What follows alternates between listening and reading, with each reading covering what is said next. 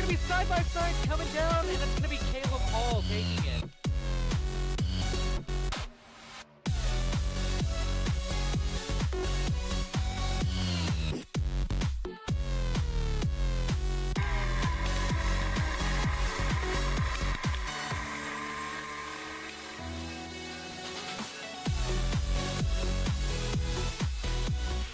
"60 years ago, Bill France Sr. dazzled race fans by creating the Daytona International Speedway. It was such a hit that fans wanted more. 50 years ago, he then decided what better way to entertain the fans than to create a track bigger, wider, and faster than Daytona.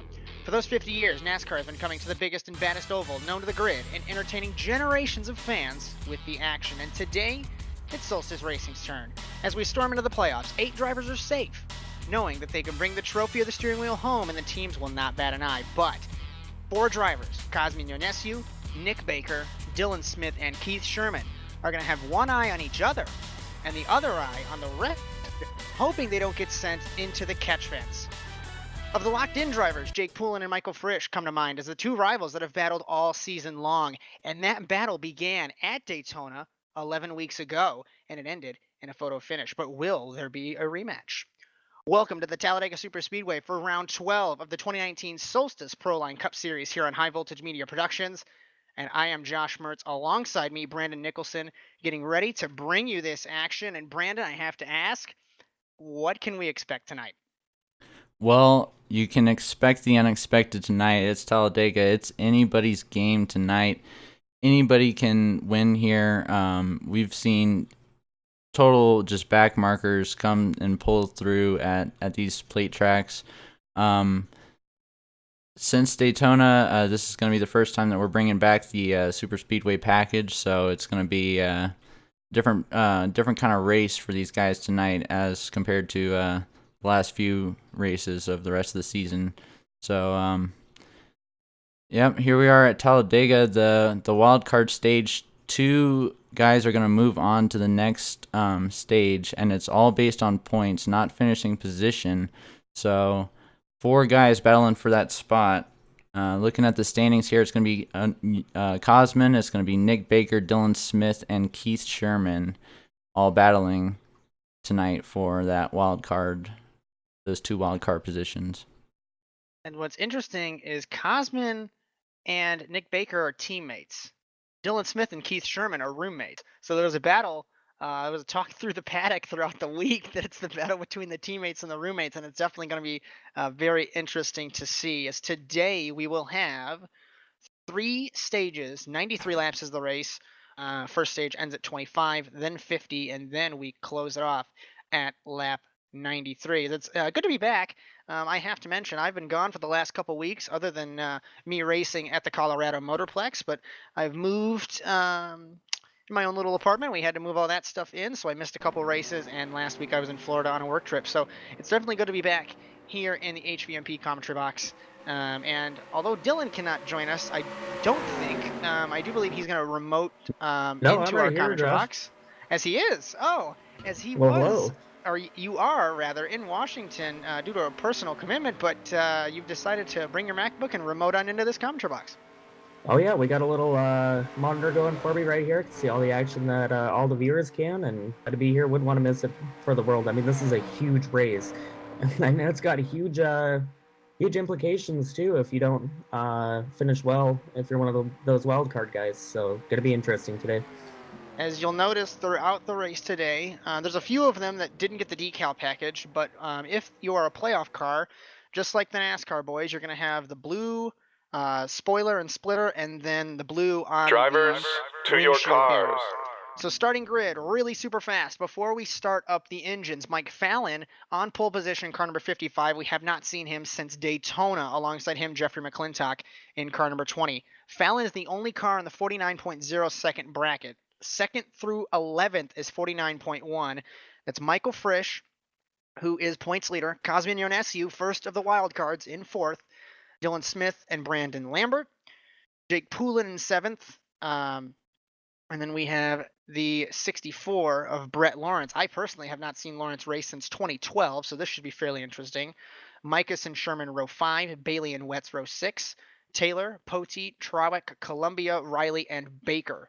So the playoff guys scattered throughout this field, and there's a couple guys who are wild cards in a wild card race. Gentlemen, start your engines. Fire up the engines here in Settle Talladega. in, relax, take a deep breath. This is a long, hard race.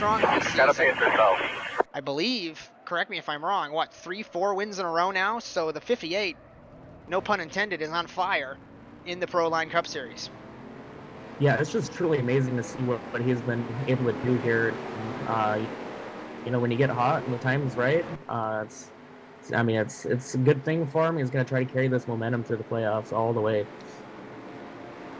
As the nerves on the track, the nerves in the pit lane, and the paddock, and the commentary box, you've got plenty of them. I almost actually am shaking as well. We know how crazy Solstice racing is, and we certainly know how crazy Talladega can be. As we hope you have enjoyed all season as we kick the playoffs off here for the Solstice Proline Cup Series in 2019. As Mike Fallon and Jeffrey McClintock are going to lead us down. And just like Mike Joy says for the NASCAR boys, start-finish line is not in the center of the tri-oval. It's past the tri-oval to sell more tickets through the restart zone. And we are green in Talladega. Literally put your hard hats on, buckle the seatbelts. This is going to be a good one. And Yeah, it's going to McClintock, be interesting to see if any of these guys work with the super. Well, I guess we can call them super speedway ringers early on here. McClintock making his return to Solstice known in that 20 car. He hasn't made a single start this season. It's a long-time runner here, but just like Jeremy Stanley last week, he's going to make his return. And Fallon just like holds that, the he's lead. gonna have connection issues. It looks like it's gonna put him at the very ass end of the pack. As he does drop back to last. So as we just start talking about him, he falls back to the back. Mike Fallon in the number 55 Toyota. He's running a paint scheme a lot like a man named Michael Waltrip, but we know Michael Waltrip was very good on the plate track, so maybe that paint scheme will hold him good luck. He ran that at Daytona. Can't quite remember what exactly happened, but he did lead here at the end of the first lap. As Michael Frisch in second. Third is Dylan Smith. Fourth is Poulin. And then it's the first side-by-side action. It's Ionescu with Chad Mikas. As Frisch pulling Dylan Smith and his best friend and rival, best friend kind of sarcastically, Jake Poulin on the top groove. Ionescu peeking to the middle now with Fallon on the bottom. Fallon has Mikas behind him, and I do believe that is Poteet. It is in the Bass Pro Shops car. New paint scheme for this week as Frisch takes the lead on lap 2. And a lot of incredible three-wide racing here already. And not good for Chris Wetz. He is locked in through this wild card round, but I think he had some issues in 71, so he is almost about to be lapped already in that Ford Mustang. And one thing to note, these guys are racing for these playoff points, man. They are not holding back for these first stages. These guys need every playoff point that they can get. Because especially, even though they're locked into round 2, these points will still carry them through to the final round. So these points, if you're Frisch, I would push and try and get the win. Try and get the points, because those points will carry you through till the final round. And we've seen that in NASCAR, for example. Remember Ryan Newman, first year of the playoff format, coasted through the entire round system, got to Homestead. Oh yeah, if you can keep those other guys from racking up the big points too, that's the name of the game. As Frisch has double the playoff points of his nearest rival, that's Joey Bailey in the 51. Speaking of Bailey, he is second car on the outside group. He's about 6 cars back from the leader. He's side by side now with Jonathan Taylor. They were 3 wide for a moment. Sherman got behind him, so they're trying to get that outside line moving as Wetz stays way to the outside. The 71 is going to go off the lead lap, so not a good day for the man from Texas. He's gonna put himself in that position for that lucky dog. So if a caution does come out, he'll get that lap right back, and it's not gonna affect him. This is gonna be somewhat of a long race here. It's 93 laps. So he's got plenty of time to make it up. As side by side, it was Micus. He tried to get up to Frisch, but he got up to Fallon. And now Poteet with Micus. Remember those two battled in Chicagoland several weeks ago. Poteet was able to come out on top ahead of Micus. I am really genuinely confused as to why Chad Micus has not been able to win a race this season. He's been stupidly fast, but also had stupid bad luck. Yeah, you just got to be able to string it all the way through the end there. So, as Kyle Riley in the 40, one of the men that I had a great battle with a couple weeks ago in Colorado. It was interesting. I believe you guys covered it last week, but the Prestige Worldwide, believe it or not, I thought we had gone over this, but Michael Frisch is actually a Prestige Worldwide car. My point to this statement being, Wishart and Riley, I don't believe, were in Indianapolis last week. That made them lose the playoff spots. So Frisch is their only hope in the 58. as they weren't there, oh man, my memory is bad. The week before that. It was one of those. I believe it might have been New Hampshire or Indianapolis, because I do know that I raced Kyle Riley in Colorado. Speaking of Prestige Worldwide, Michael Frisch, man on fire. 5 wins this season, I believe. Still leads here in Talladega as we begin lap number 7. You'll notice on our stream tonight, we do have a different graphics package as Solstice Racing timer, or timing and scoring rather, a little bit broken, but Yeah. AT&T always having a backup plan, so we have that for you guys to at least have the car numbers and the intervals at the top of the screen. It does look like we have... Michael Frisch, guys, has blown it up in the 58, and now Fallon wants it up with Kyle Riley out of turn 4. What just happened to the points leader? Wow. But you know what? I remember, I believe it was, 2016 when Truex blew up here. That was an elimination race. But now Michael Frisch has to be thanking Solstice, thanking whoever's up above, if you believe in that kind of thing, that this was a wild card race and he's locked in. Yeah, I mean, it definitely doesn't hurt as bad when you have that little bit of a buffer comfort zone. As Chris Wetz mentioned, finally someone can get stage points. Looks like Jeffrey McClintock had some issues. He is rejoining the circuit in car number 20. Fallon and Riley, I believe, were reacting to the 58 blowing up. And Frisch is on pit lane. I think they're going to hopefully try and fix that car.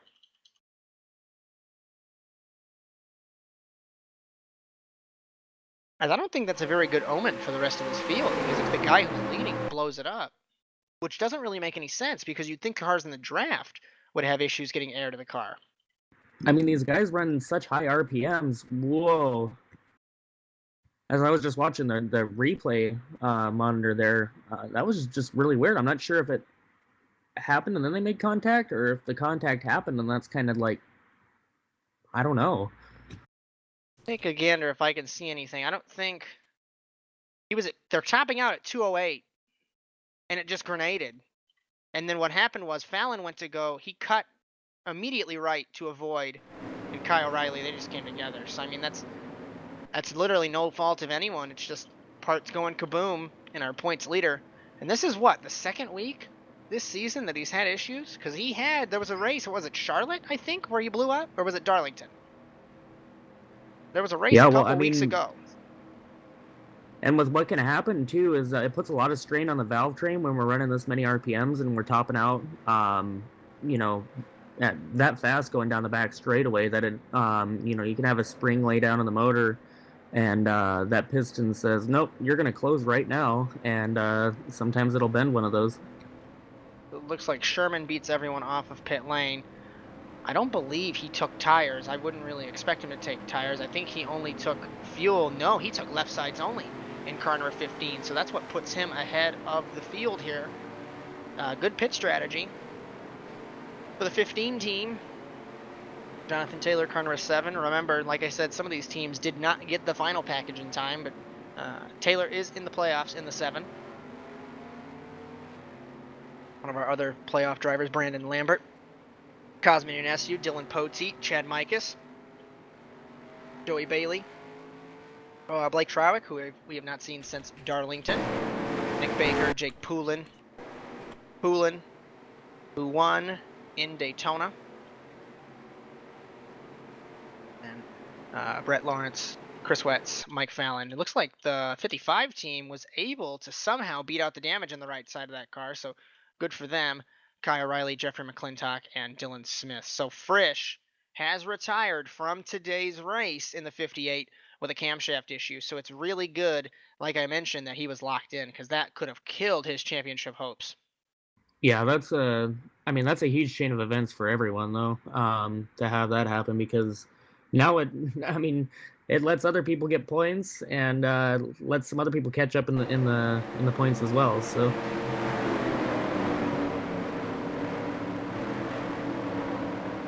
As I think I'm hearing from Solstice officials, that might be a setup issue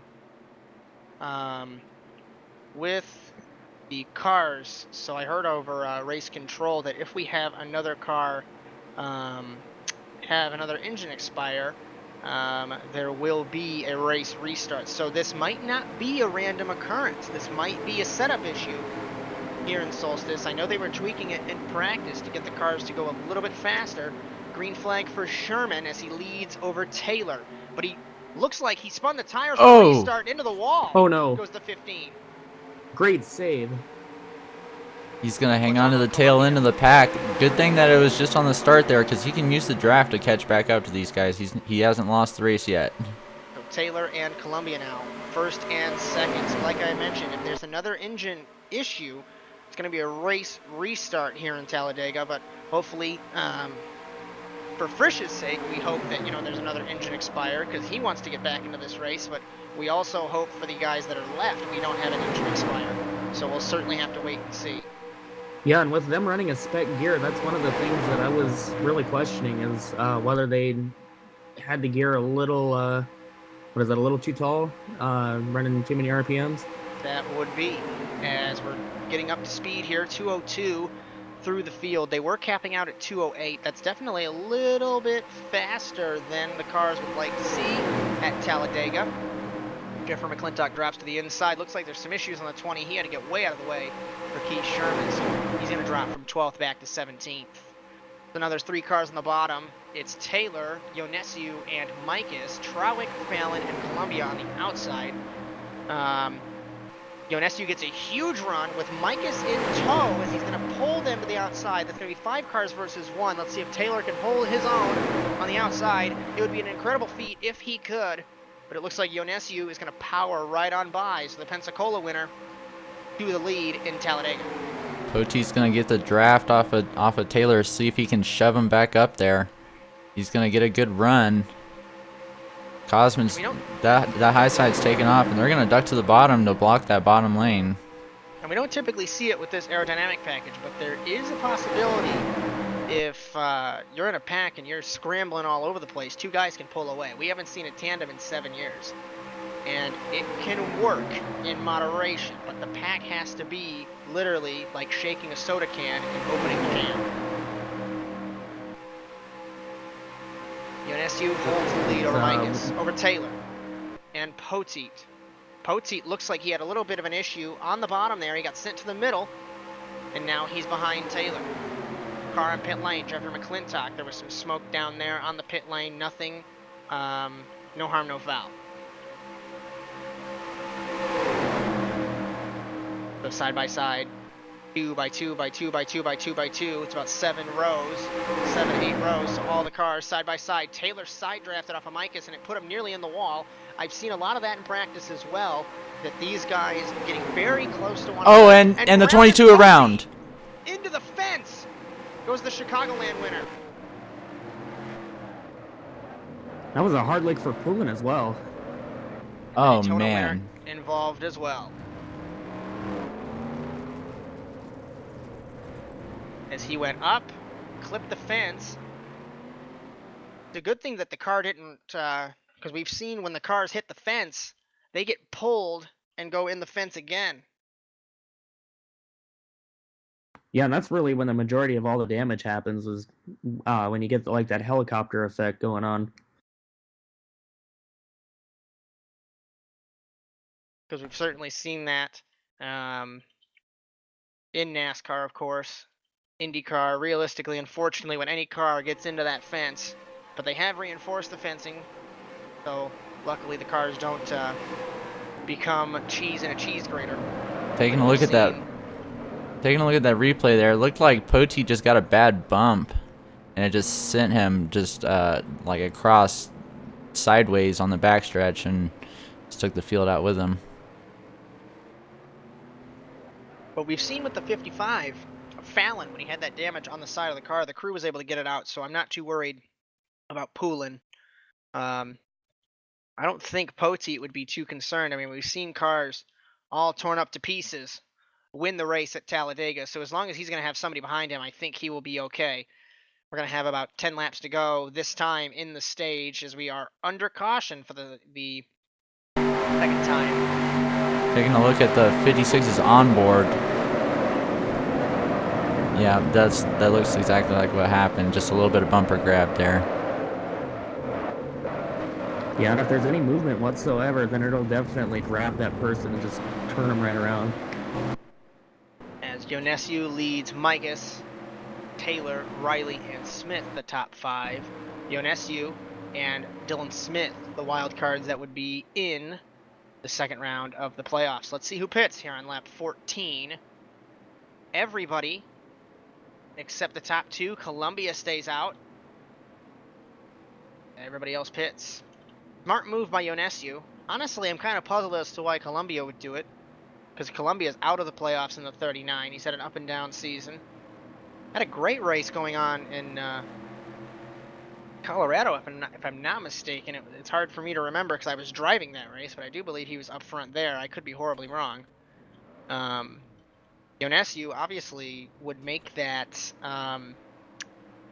pit strategy because he needs to be in the top 2 of the wild cards. Yeah, we were actually talking about a pit strategy last week, and then just pit road performance in and of itself. I'm really surprised that these guys are taking 4 tires here, Josh. As guys, Michael Frisch has left the circuit, but I'm not too sure if he's left the circuit and he's disconnected from the scanner. So even if a car grenades, I don't think we're going to be restarting this race. So the points leader definitely out here in Talladega. Looks like Dylan Smith with a black flag. Tough break for him, but I would definitely be upset if I were him too. So. And Dylan Smith, Kyle Riley. Looks like black flags. Dylan Poteet having an issue with the controls on that 22 car. Maybe that might have been an issue with causing that incident, but not too sure. We'll have to dig into that. As Yonescu and Mikas, top 2 still. Columbia, Taylor, Fallon, the top 5. Lawrence, Lambert, Sherman, Wetz, and Trawick, top 10. As we are getting ready to go green again in Talladega, we're going to restart on lap 16 and 93. Yeah, and I do have to step away from my vantage point for a few, but I will return shortly, so I will be right back. As, like we mentioned, Dylan trying to squeak in as much time here as he can with us, but due to his outside commitments, it's a miracle that we were able to get him remotely connected from Washington State. Green flag for Yonescu here on lap 15, beginning 16 here in Talladega. And he's sporting that dumpster fire car. All the Nick Baker Motorsports cars got that dumpster fire paint scheme going. As it is a running joke, as Nick Baker helps with points calculations here at Solstice Racing. So every single week he says something along the lines of dumpster fire or some expletives that are in the race title. So the Big Evil Dodges, him and Yonescu in the dumpster fire waste management cars. Mikas in second. Taylor. Bumped by Lawrence in the 64. That sends him way up on the high side. Good save for car number 7. Looks like there was a little bit of a connection issue with Lambert. I'm not sure he is still in the 5th spot. Columbia peeks to the outside with Fallon in the 55. That door's going to close with them with Lambert. Wetz peeking under the yellow line. Not sure because that is out of bounds, remember. 2 cars on the outside. Columbia Fallon. 5 on the inside. Yonescu Mikas, Lambert Wetz, and McClintock. It's good to see McClintock back in the front of the field as he had some issues from the very start, the outside pole sitter. As cars now peeking in the outside, Baker looked behind Sherman, thought better of it. Those two are wild cards. Interestingly, Baker won in Charlotte, and he's a wild card, along with Yonescu, who won in Pensacola. So those two are battling as Yonescu holds the first wild card. So if the race ended right now, it would be Nick Baker who is in the playoffs. And we're going to be mentioning that all evening long. And these top like 5 or 4 guys are all single file. These guys biding their time now that they've had a couple cautions. They don't want to wreck their stuff, so these guys playing it a lot more patient now. But we do see the high line starting to form. Jeffrey McClintock holding that line, and Lambert shoots up there. Gonna try and make some moves on the outside. Brandon Lambert peeking the outside on the 46. He's side by side with Chris Wetz and Arnold Columbia. Outside has more cars than the inside, but you travel a farther distance to get the job done. It's 6 cars at least from what I can see. Sherman and Dylan Smith make it a lonely, or very 8 cars. Not sure why I said lonely there, but words are a little difficult here tonight.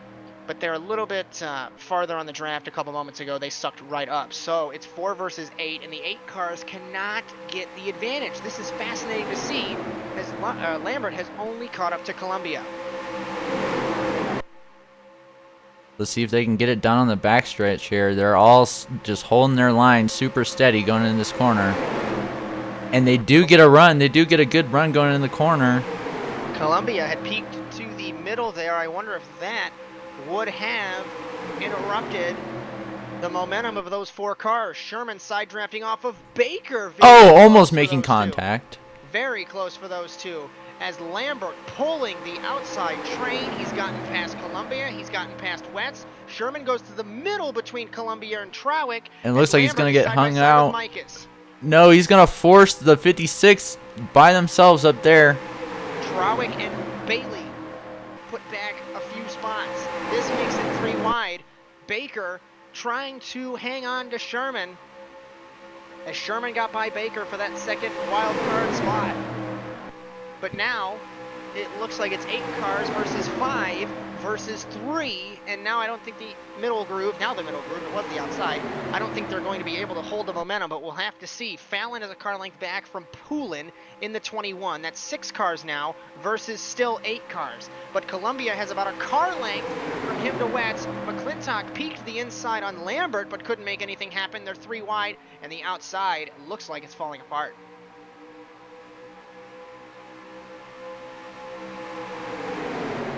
Off of turn 2 here on lap 21. We're coming close to the stage end. It's 4 cars for the bottom groove.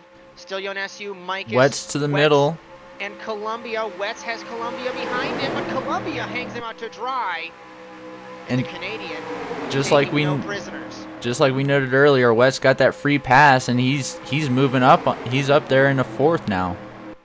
But he's got a car length to catch. Lambert to catch him, and then they've got to hope that they have the momentum. It's 3 cars versus everybody else. Single file here in Talladega. 4 to go until the stage end. As you can kind of tell, nobody's dedicated to any kind of certain line. It's just whichever line's moving. Poulin's the only one that I've seen really stay in that middle lane there. Just kind of biding his time in the back. Has obviously fastest lap really does not matter at a restrictor plate track, but Blake Trowick 46.172, Jonathan Taylor 46.244, and then everybody else is in the .3, .4s. So it's definitely who you hook up with and when you do it. It's 4 cars on the outside. There was a middle groove, or an outside groove there rather, for a moment. It was about 8 cars, but the bottom has 8 cars as well. 3 to go till the stage break. And we know Yonescu needs these points. Because Columbia around. One in front of the field. Over is Poteet. Around is Wetz. Lambert, Riley, Trowick trying to get through the middle there. Over is Columbia. And just as we start to talk about it, we may end this stage under caution. And a huge accident. Hopefully Poteet can keep that car running. He does. I don't think there was any wild card guys in that wreck, though. So I'm not entirely sure. I'll take a look on my monitor to see. Baker is in 16th spot, as he was not in it, but he got really close to it.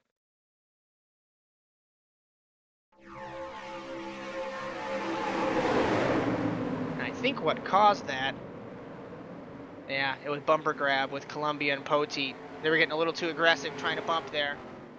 And Poteet almost went over. He hit Columbia. That sent the 39 over. He's still going, but he falls from 3rd. It's going to be about 17th. It's going to be last. So, not sure if we're going to get this stage back going under green. We'll have to wait for race control. Everyone's going to pit.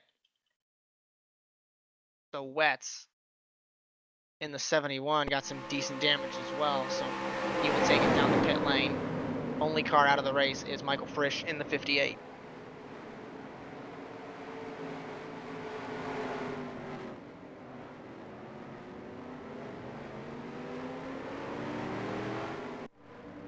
This is the last restrictor plate race of the season. They only come to the plate tracks once for each race.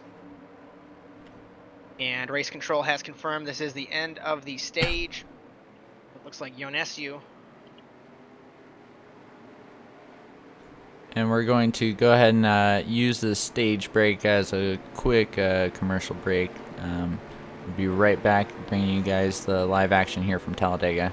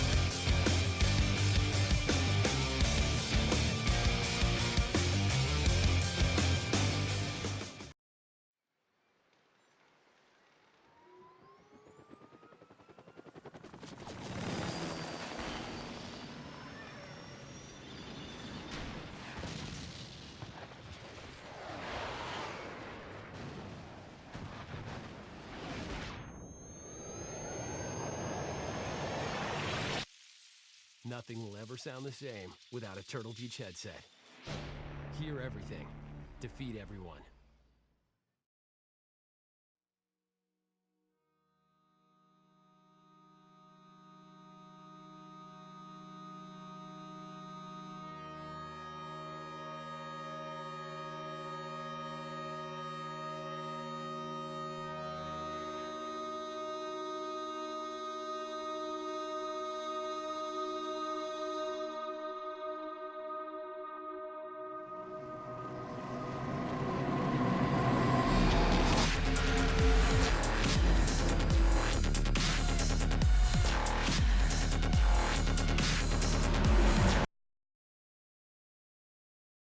Welcome back to the Talladega SuperSpeedway here in Talladega, Alabama. We're going to restart here on lap number 26 as we begin stage number 2. Cosmin Ionescu won stage 1 after that huge accident involving Arnold Columbia. We had Chris Wetz, Dylan Poteet. Columbia has retired in the 39 through that huge flip that he had in turn 1, so that gives us 16 cars. As the end of stage 2 is going to be lap 50. And if this first stage is any indication, gentlemen, it's going to get wilder from here. Oh yeah, I mean, that's SuperSpeedway, especially the action always ramps back up.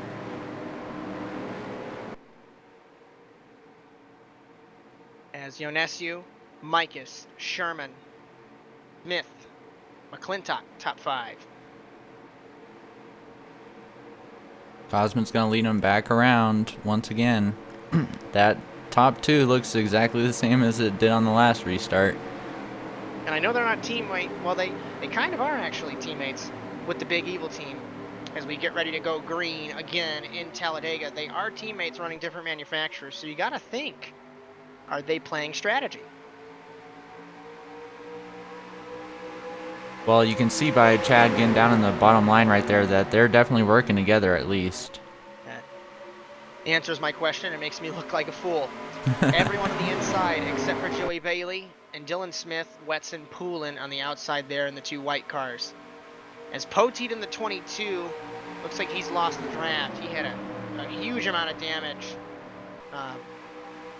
through the first wreck when he got sent to the fence. And then the second wreck, oh, he's topping out at 180, guys. I don't think Poteet is going to be able to hang on to this draft. He for sure can't. He's 20 miles an hour slower than the rest of the field. They're topping out they're getting to 200 miles an hour. He's at 179. Yonescu leads at the end of the first lap of stage 2. I have to think. That's definitely a lot of damage to recover from. I have to think that these guys are going to play nice for a couple laps because they just had 2 massive accidents in the first stage. I would imagine they're going to stay single file for a couple laps, make sure everyone's cordial with each other, and then potentially ramp it up a notch. And despite all those accidents, Solstice Pit Crew's doing a good job to make these cars look clean. Everybody looks like they're still running pretty fast. Yeah, Poteet's at 175 right now. The rest of the field, 206. That's actually 30 miles an hour slower. Yeah, Poteet. Poteet's got some engine damage. Yeah, his car was real tore up from those 2 accidents he was involved in. I don't think the accident when he got into the fence, ironically, didn't hurt him, but because he was involved in an accident, the front end engine got banged up, and that is his issue, because he's already 12 seconds off the pace. If we look at lap times, his lap time's a 54-second lap. Pack's running 46-second laps. That's 8 seconds. That'll tell you everything you need to know. Side by side, Mikas with McClintock. Mikas stepped up the hill there a little bit in the 25. So it looks like it's 6 cars versus 5 on the inside and outside. But Sherman now taking the fight to Yonescu, and Sherman leads lap 28 here in Talladega. And Sherman, remember, wildcard driver along with Yonescu, these two battling for the positions in the playoffs. Mikas got a little close to him exiting too. And Sherman was joking around in practice about using that side draft, and there you could see that he used it. These guys, I guess they found out that you can't use the high line, but you can definitely use that middle line. As Yonescu back to the lead with his teammate behind him. Then it's Jonathan Taylor. Dylan Smith sneaking into the picture in car number 1. He's the other wildcard driver. And the 4th wildcard driver is Nick Baker. He's the caboose of this field. He is classified as 15th position. 20 seconds off the pace is Dylan Poteet in the 22. I'm not sure if the 22 is going to continue, but luckily he's locked in if he were to retire. We have 2 official retirees in this race, Arnold Columbia and the points leader Michael Frisch, who blew up in the 58 while leading very early on. Not good luck for the 58, and that winning streak will come to an end. And Out of the groove, they're going to fall back a little bit. And now they're running the outside instead of that middle. So this is going to be interesting. Will someone take to the middle and try and spice this up? Dylan Smith peeked from behind Jonathan Taylor. They've got 6 cars. The outside had more, but now McClintock and Trawick are dropping to the bottom. Sherman sneaks in front of his longtime friend Brandon Lambert. And now we're single file from 1st to 15th.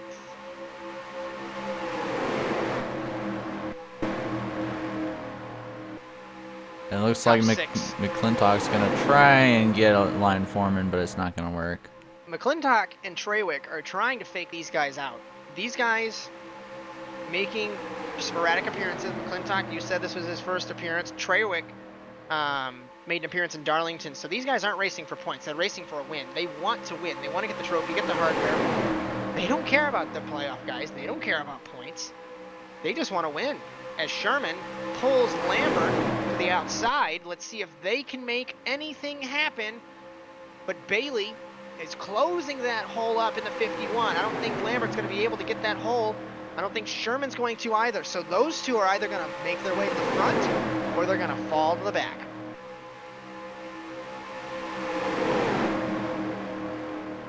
Yeah, it's like the outside line keeps wanting to form, but it's definitely going to fizzle out here. And the guys that are trying to go up there are the same guys that have been doing it all race, but they're not all moving at the same time, so you gotta get more than 2 or 3 cars up there at least. We have 14 cars in this lead draft. Poteet is getting lapped by the field, so he's fallen. As Sherman trying to pull the toe off the draft, as the Americans rather would say, off that 22. We see that, and I see that a lot in like F1 qualifying, for example. Regardless of Poteet's going 180 miles an hour, he is pushing that brick wall of air. So any little bit of draft, even if it's a slow car, will help you. So that's what Sherman was doing.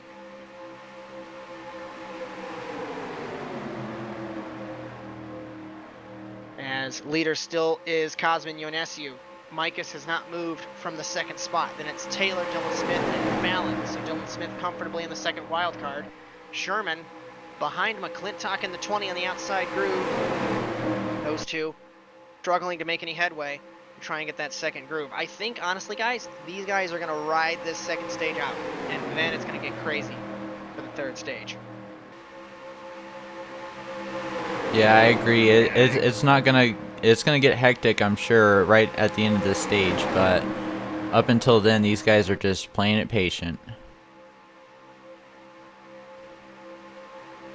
Yeah, the race is so crucial to, formulating a game plan for the end of it. So.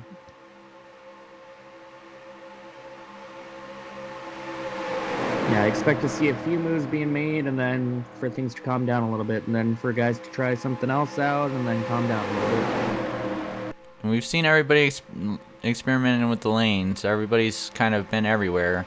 So Joey Bailey now, just kind of out of nowhere, the leader of that Highline groove, trying to get something happening. They've got enough cars now. It looks like the whole back half of the field has moved up to that center lane. That could also save tires too. As 6 cars on the bottom, everybody else on the outside, and this, I think, is going to try and kill the inside groove here. But again, like I mentioned before, these guys on the outside have to try farther.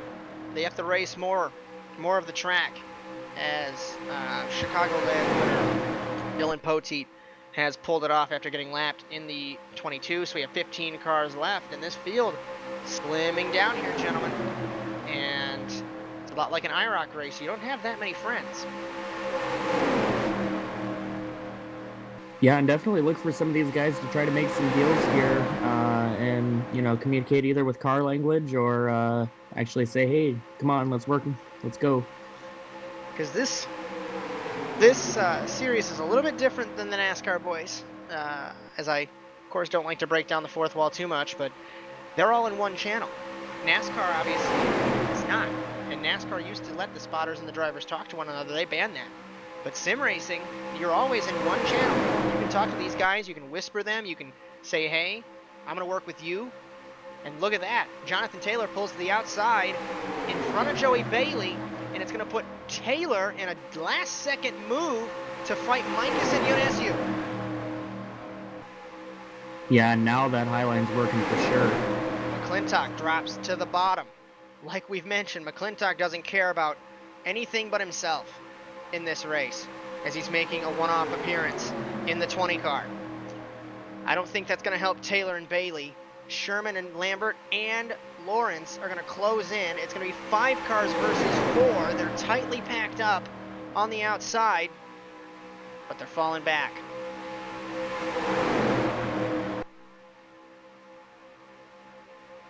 Yeah, one thing I've noticed is the 24 is not necessarily glued all the way to the bottom of the racetrack. He's moving up and he's using about a lane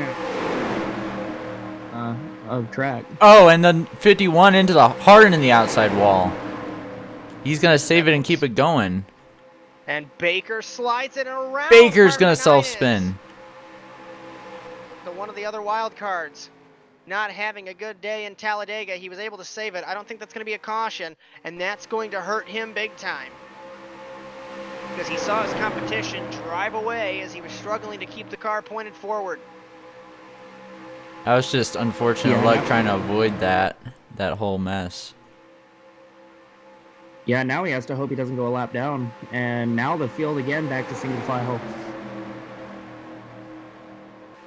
They see accidents. They see accidents, and they start to worry about their own stuff. And as you can see, they all playing it safe, just riding that low line, trying to get to the end of the stage. As we are coming to 10 to go in stage 2 here in Talladega, as Cosmian Ionescu holds the lead and holds the wild card one of those spots. As remember, if you're just joining our coverage, we are in the wild card round of the playoffs, round 1 of 3. There are 4 drivers that are fighting for 2 spots. It's Ionescu in the 24 who's leading, Dylan Smith in 3rd in the 1. 5th is Keith Sherman, who's the 3rd wild card, and Nick Baker, who literally just spun in car number 9, is the 4th wild card. Those two of those guys are going to transfer through to the round 2 of the playoffs. Everybody else, the top 8, are locked in. Green flag pit stops. I haven't heard anything strategy-wise over the radio, guys. Do you think this is before the... Oh, and everybody's going to lock it up. Everybody. Fallon blows the pit lane entry. So does Taylor. This is probably a strategy game to stay out for the stage. Yeah, and this is the hard...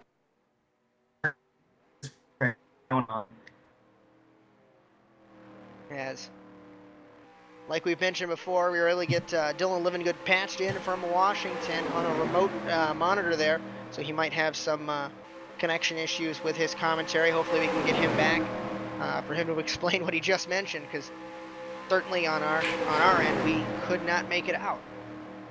Yeah, I'm not sure if it's any better with the new changes I made, or if it's worse. Everybody else than the pits beginning. except for Kyle Riley. Sherman misses the pit lane. He locked it up. And around is Jeffrey McClintock. And Sherman locked it up so bad, he's just going to stay out. I don't know if that counts toward our self-spin count or not, but that would be 2 right there. And what's interesting, I think that's going to be a pass-through penalty for Sherman, because he entered the pit lane, committed to the pit lane, and then did not pit. This might kill the 15's chances.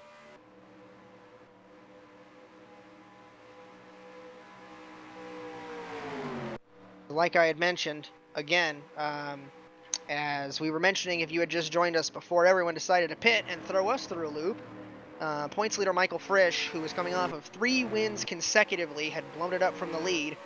We did lose Arnold Columbia in a terrifying rolling crash in turn 1, and Dylan Poteet, who was involved in that same crash, had too much damage to the engine, so he had to retire. So 15 out of 18, sorry, still left. So we're on lap 42, and these guys are playing strategy. 56, now down on pit road. I don't know if Cosman's pitting again. He's Sherman in the pit lane. I think he had his penalty. He got fuel only, and he had to be held in the pit box. Mike Fallon pits. Wet stays out. Ionescu pits. I believe Kyle Riley's the only, or Joey Bailey and Kyle Riley are the only 2 that haven't pitted yet, I believe. According to timing, Kyle Riley is leading this race over Joey Bailey 6.5 seconds. Then Chris Wetz is 30 seconds back from those 2. I think Kyle Riley, I mean, he really doesn't have to go after the stage points, so I'm curious as to why he's doing this. It's a very Unless- interesting strategy. Unless it's a reverse team orders tactic. That just clicked into my head because remember, guys, he's teammates with Frisch. Is he trying to take these points away from his competition so his teammate cannot get that much damage to him? I'm not sure if he's going to be able to make it to the end of the stage. Well, he's caught up to the back of McClintock, and he's following McClintock for every move. McClintock is 12th, 49 seconds, obviously 49 seconds, behind our race leader. He's about to be lapped. Yonescu, Baker, and Fallon are off the lead lap in the 24, 9, and 55. So this is going to be very... I say this all the time. I mean, it's going to be very interesting to see the strategy because unless Riley knows something that we don't, him and Bailey are out and away from the rest of the field.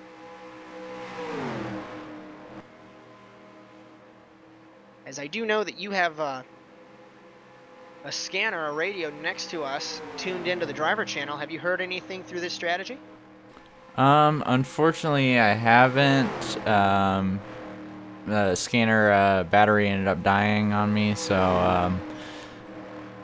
I'm not too sure. But like you said, it could be the 40s trying to take away those points from these guys because Cosman he went and he got that stage point. He's trying to get himself locked in, and a lot of these other guys, I mean, they're not they're not focused on as much on points as they are on winning this race, so they're thinking long-term strategy. But so Bailey pitted, and you know what's interesting? I think there was a tire strategy versus fuel strategy. Because Yonescu came in to this pit strategy leading the race, him and Micus. And unless we are missing something, Yonescu is 13th. Micus is 6th. Kyle Riley's going to pit now in the 40 on lap 46. I figured he couldn't make it, but he was trying to push the strategy as far as he could. So this, if all this is correct, this is going to put Dylan Smith in the lead. Dylan Smith is a wildcard driver. He's the only wildcard driver in the top 6 cars. Nick Baker is with Bailey. Baker's off the lead lap. this is going to be interesting because Cosman's got a stage point. Let's see if one of our other wild cards can get a stage point here. As Poulin, Taylor, Lambert, they all fly by the stationary car number 40, Kyle Riley. As we take 4 laps to go in stage 2 here in Talladega. As green flag pit stops are always fascinating in a super speedway race because it's not your traditional race, of course, because you have to go from full throttle to 55 miles an hour, and we hear in all types of racing how pit stops and entering pit road and exiting pit road, like road racing, for example, that can win or lose you the race. A plate track is kind of the same, because if you take a pit lane entry and you don't lock it up and you get down there and don't lose any time, you're the fastest in, you're going to save so much time because you're going to potentially gain a draft when the other guy you're racing won't. And we've seen green flag pit stops all season. We haven't seen anybody really have too many issues getting on pit road. But here we saw everybody lock up the brakes. I'm going to take a look at the monitor here to see if I can see what happened. I think Dylan Smith took left side, so let's see what happened to Yonescu. I'm going to see if I can find when he pitted. Because if he only took gas.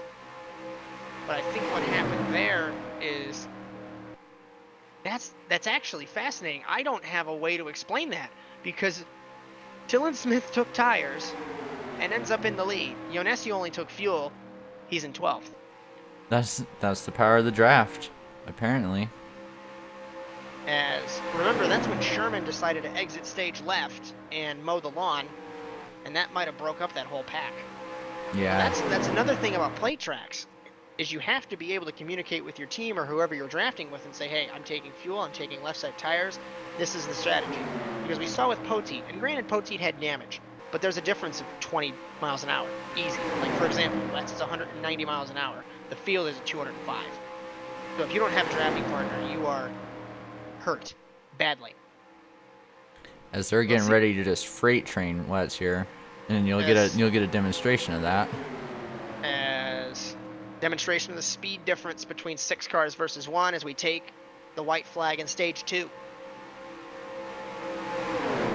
Dylan Smith, Jake Poulin, Jonathan Taylor, Brandon Lambert, Chad Mikas, Brett Lawrence, top 6. They are 15 seconds ahead of the next 3 cars, which is Joey Bailey, Jeffrey McClintock, and Keith Sherman. Then Blake Trawick in the 10th position. And Dylan Smith's had so much just bad luck that I don't know if Jake Poulin's going to put up a fight here. I think he's going to push him to get that stage point. I don't know. I feel like Poulin may. We'll have to see. Taylor peeks to the outside. Remember, this is for stage points as the green and white tablecloth is about to be thrown here in Talladega. But Dylan Smith will take the stage win and edge his way closer to locking himself into the playoffs for the Sunny D Camry for Lambert Motorsport Technologies. Finally has an ounce of good luck going his way. A lot like Kyle Larson this season. Exactly. And as I say that though, I say that though, Kyle Larson barrel rolled at Talladega, so hopefully we don't see Dylan Smith do that. But the seasons are mirroring each other, and every single thing that could go wrong has gone wrong for Dylan Smith. Yeah, and it's got to be a feeling of redemption, to get that stage win for Dylan for sure. As hey buddy, Dylan Smith, it's Josh Mertz in the HVMP commentary box. I just want to say that you have had the worst luck this season, but you got yourself a stage win. How does it feel? It's a relief. You need those bonus points because of the Final Four here, trying to make it in. I have to ask you, obviously because you're racing, I noticed your pit strategy was 2 tires over Cosman's fuel only. What happened? Was there difference in draft packs, or what put you in the lead? Oh, it was the draft. Everyone else was all split up, and we were able to get us 3 together. As Brandon, Dylan, you got anything for our current race leader before we let him go? I just wanted to wish you the best of luck. I know things haven't gone well here, but this season, but glad to see you get the stage win for sure. So congrats. Thank you very much. Appreciate it. As we'll let you go, and good luck in that final stage, my friend. Thank you. Dylan Smith driving that Sunny D Toyota Camry. Let's see if he can get it done today. Of course, you can never judge Talladega just by it doesn't matter what lap it is. You really can't judge who's going to win. So hopefully Dylan Smith can hold on and get into the playoff position. As Dylan Smith, one of my NASA Rallycross teammates, we couldn't get away from a NASA Rallycross reference, could we?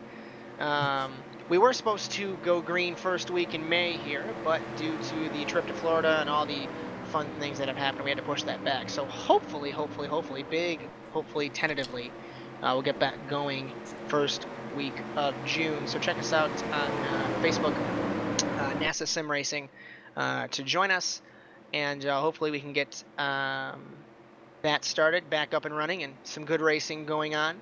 Automotive Sports Network, our sister network, has a bunch of archived old races that we were able to find under caution really quick. It looks like Trawick has spun it along with Chris Wetz. I don't think there's any issue there, but real quick before we go green, we dug up all those source files, and our media crew working on getting those released. They haven't decided if they're going to release them with graphics or not, so keep an eyeball on that space, and we will definitely let you know. So that should be exciting if we can get that rolling again.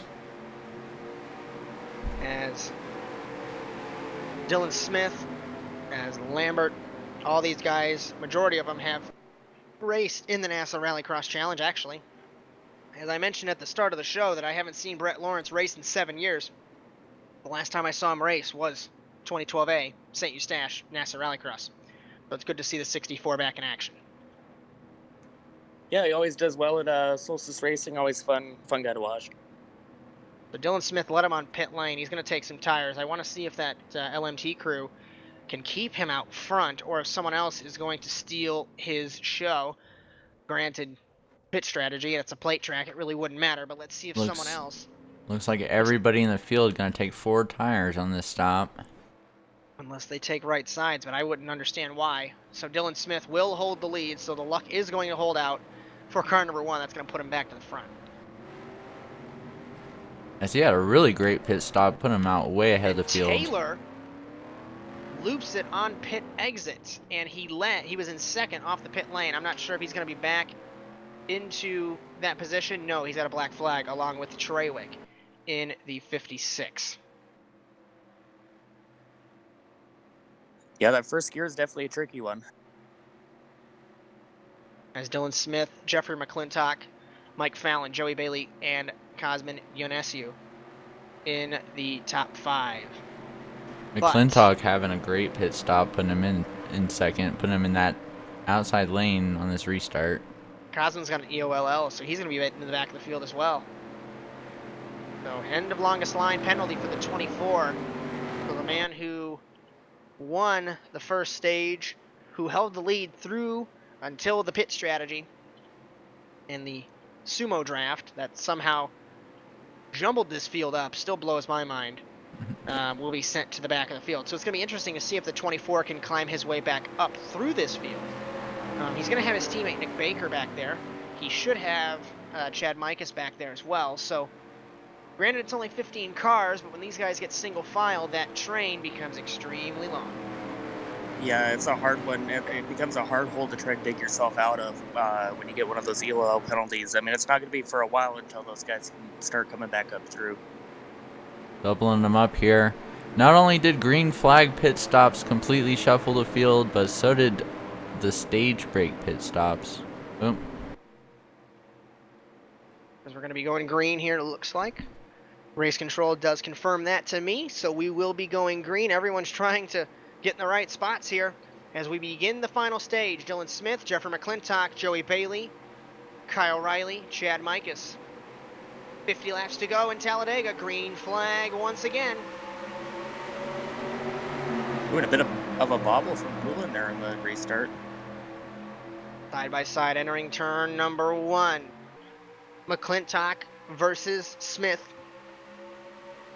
And Bailey versus Riley. That inside's not given at all. I bet McClintock wishes that he was there, but he's got help from Riley. Let's see if they can get it done. Coming down the back straightaway. They're going to get a run into turn number 3. Ooh, and Proline nowhere to go on the backstretch. Side by side, it's McClintock. He was with Mikas, now he's dropping like a rock. So hopefully our timing's coming back up on that monitor there. Remember, we were having some timing issues, so we had to go back to an older style ticker. Hopefully that'll pop up for you so we can tell you the running order through the top 10. It'll change every single lap. Really doesn't matter, but Bailey with Dylan Smith, the top 2.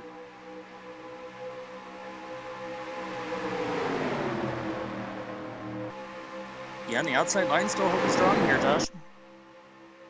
As McClintock side by side with Taylor, who is side by side now with Riley. Mikas peeks to the outside in the 25. He gets some headroom. Get some headway on the 51 of Bailey. I don't think it's going to happen, but he's side by side for the moment with Bailey. Can he sneak down and close that hole? He can't. The hole is closed in front of Taylor, so he is going to have to set sail on the outside. He's side by side with Bailey. 6 cars on the inside versus about 6 or 7, but they're all broken up on the outside. It's an even battle between the 25 and the 51. Mikas looks like the right move there by Mikas. He's bringing that high line back to life. McClintock, Riley, they're getting really close. In the 20 and the 40, we've seen when they bumper grab that it doesn't end too well, but these guys have to push to try and get the run. Side by side still. Dylan Smith loves this. It's just like at any other track. Your competition side by side, you love it. But what's interesting is he's not defending both grooves. I think that crazy blocking, that's going to happen much later in the race, near the closing stages, because he can just ride this yellow line and he can hold this spot.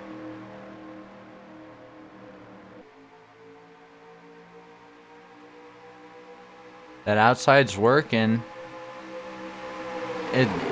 Coming off the corner, Mikas is going to get the run coming down the backstretch. He might be able to clear Dylan Smith. Yeah, and I definitely think Chad's a little bit more comfortable on that outside groove right now, so. That makes me nervous every single time they start to bump, because who's going to bumper grab? Who's going to, hopefully not, but who may crash? It's 2x2x2x2, 5 rows back. Lambert's by himself in 11th, then side by side with Baker and Fallon. Just like the start of the race with the top 10. Yeah, and that outside groove's really starting to work with each other well right now. They're giving each other just enough space to keep off of each other when they need to, and then lock together when they need to. So now Micus fell back a little bit from the one of Smith, but now they're tighter, closer together than the 4 on the inside. Ionescu hanging back just a moment and dropping out. Connection issues with Taylor for a moment there, and I think that might have hurt them. But what's interesting is Dylan Smith has clawed the gap back. So Micus was 3/4 clear of the one, and now he's not. As he gets close, and then the run fades away. So I don't know if Micus can try and close it. He's Riley round. Riley in front of the field. He does not get hit. Caution is out, and that could have been big. That could have been huge, but it wasn't. Yeah, great heads-up avoidance by everyone there to get through that for sure. As that was scary. Whenever you see one car go around in Talladega, typically ends in everyone else wadding them up. But let me take a look here real quick. Yeah, it looked like Sherman and Riley came together. They bumper grabbed, and just like we've seen in NASCAR, tri-oval's still a turn. You can still wad people up. Oh, yeah, and especially in the middle, that's a really tough spot for drivers to try to get around. I mean, obviously, you have plenty of room on the inside, but on the outside, you got that wall right there, so. So now, Micus was credited with leading the race.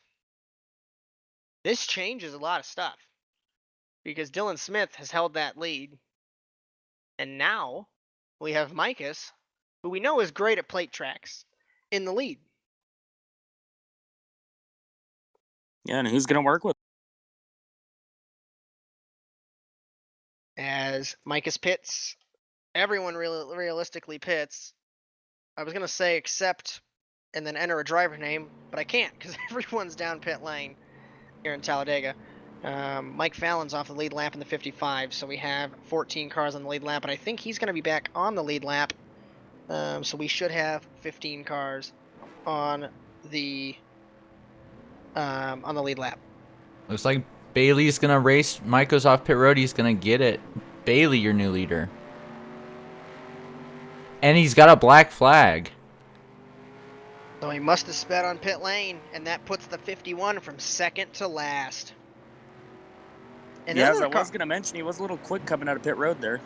Another car with bad luck is the 51 of Bailey. Remember at the start of the season, stupidly fast Daytona, Nazareth, he came together with Micus. That's still, Nazareth, you didn't think Nazareth would have a good race, but that was still one of my favorite races this season, and to have them wadded up and give Michael Frisch that win blows my mind. But then he closed the deal in Mid-Ohio, and he's gotten close in Chicagoland, I think. He's gotten close in Pensacola, but he's just had a rough streak in the middle of the season. And and Chad really wanting to get it done here in Talladega. Guys, Ionescu's back to second. What did he do that the field didn't? Because Micus is leading the race, and his teammate is back to second. Did he take 2 tires? The Big Evil guys. Big Evil guys showing out today. A lot of these guys. Oh, yep. Yeah, actually, there was a couple of 2-tire calls there. Michael's, I believe, as well, getting 2 tires. If I was Dylan Smith, I'd be worried now. Because while Sherman, he's racing Sherman and Baker, they're in the back of the field. He's going to make sure that he stays in Ionescu's sights. Because that's who he's really racing. I think we're going green this time. I haven't heard anything from race control. If we are, it's lap 60 of 93. We're doubling them up here. Getting ready to restart at Talladega. Micus, Ionescu, Smith, McClintock, Trawick. the top 5. Big Evil's going to try another strategy here. Yonescu is laying back. Green flag. They have to wait till the start-finish line to cross down.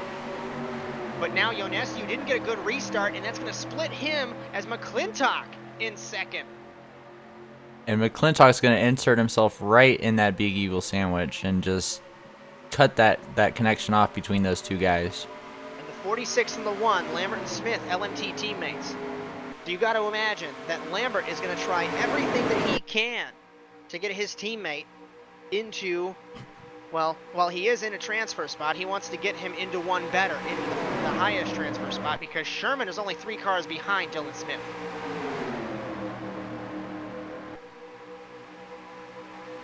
Single file. Everybody single file, except for Poulin. Treywick in the 56 dropped to the apron there, just for a moment. So we are still single file. Poulin, the winner from Daytona, back to 14th. Everyone's in the lead draft. Fallon's still off the lead lap, so he hasn't gotten his lap back, I don't think, which is odd. I would imagine that he would have been granted his lap back. Clearly, he's not been given that. Unless, yeah, I'm not sure if Solstice has leg dogs, actually. Micus, McClintock, Yonescu, Lambert, Smith, the top 5. Then it's Treywick, Taylor Sherman, Lawrence, and Kyle Riley. As Taylor peeked to the inside, but he's going to lose his spot. Oh no, he got it back. I didn't think he was clear, and I held my breath, but Sherman let him back in. That could have been big.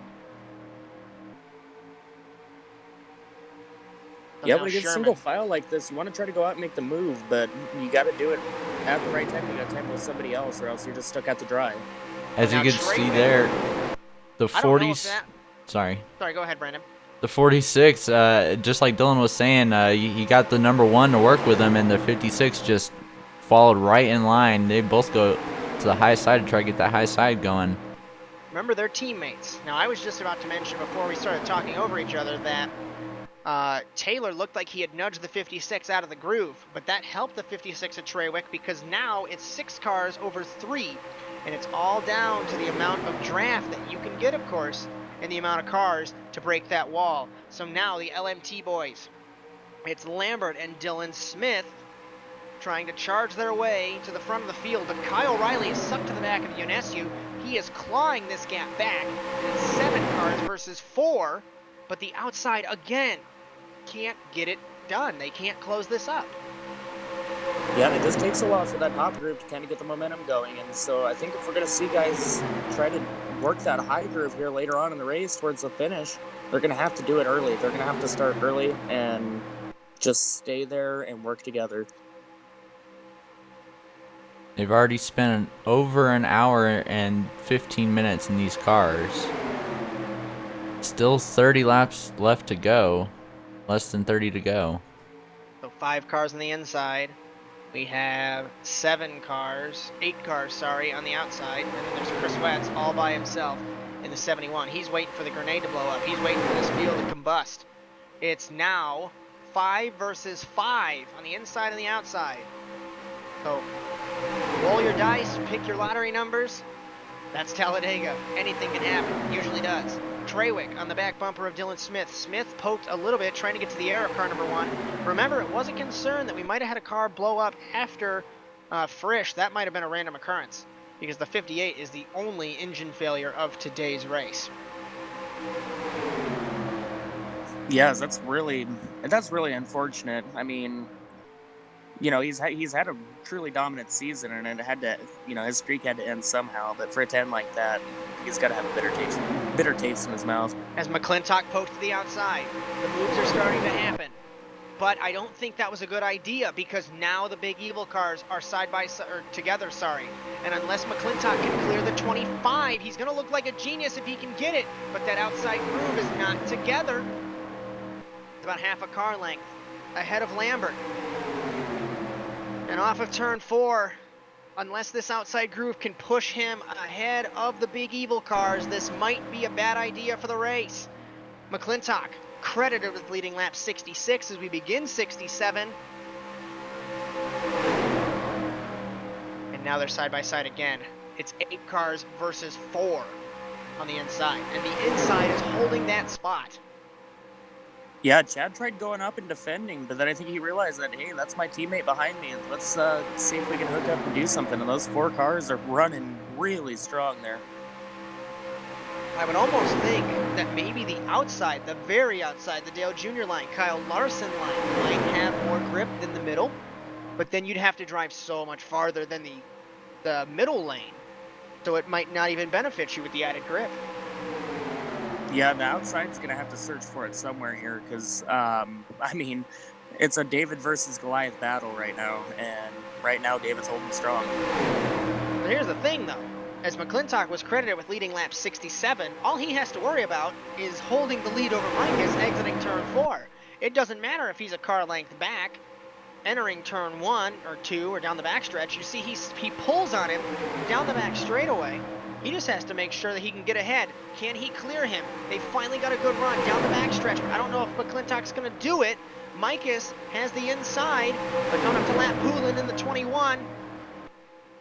So the Daytona winner lost the draft a couple laps ago. And now McClintock, will he drop down? Will he abandon his Toyota teammate? Looks like the manufacturer alliance is going to hold strong. We begin lap 69, 93. Now McClintock can pull whatever lane he wants to. And you know what this reminds me of? This reminds me of now Brad Keselowski and Joey Logano, 2 of the best plate racers in the Cup Series. How they can manipulate the 2 lines. Will McClintock do that? We call it playing the maestro. I don't think he will. Because Lambert now is going to do the exact same thing that McClintock just did. And try and hold the spot.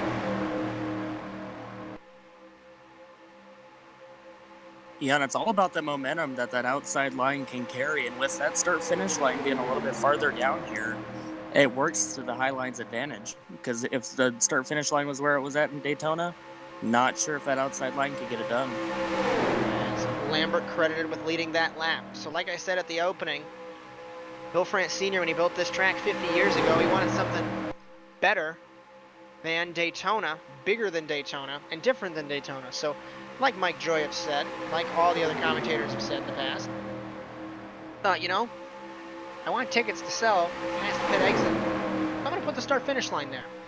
And one of my favorite things that happened, I believe it was 2011 or 2012, the spring race, when it was 4 wide, 2-car tandem at the start-finish line. That is what Talladega is about, the unpredictability. You could be 8th and win the race off of turn 4. Absolutely, and we're already brewing up for a finish just like that here. Maybe not 4 wide, maybe so. These guys pan out. But now the LMT cars are trying to push their way back to the front. And now we've seen something that we haven't seen in a while. I kind of discredit the pit stop little period of time there. But now Ionescu is coming under fire from Sherman for the transfer spot. And Sherman now is the 2nd car for the wild card. So now Baker's climbing up to his teammates. So the top 4, or rather V4 for the wild card, are on top of each other. But the LMT cars have closed the door. They are 1st and 2nd, Lambert and Dylan Smith, then McClintock, a fellow Toyota, in 3rd. And just like that, we see that high line fizzle out. So now, the high line closes, and the race restacks and re-racks because Lambert, Smith, McClintock, Micus, Ionescu, top 5. Now Sherman has a taste of blood. He can try and fight Ionescu for this 2nd wildcard transfer spot. Yeah, and Josh, I was just going to ask if we were going to see the 25 make a move to the outside next, and he does, but he's not going to bring his teammate with him. He brings Sherman with him. Sherman decides to take the fight to him. And now Ionescu is battling his teammate. They're not with each other in the draft. 5 cars on the inside versus everybody else on the outside. Man, and just looking at this like top 7, 8 cars, it's all just guys that are looking for redemption. Everybody here wants to win, and nobody's just gonna give it away.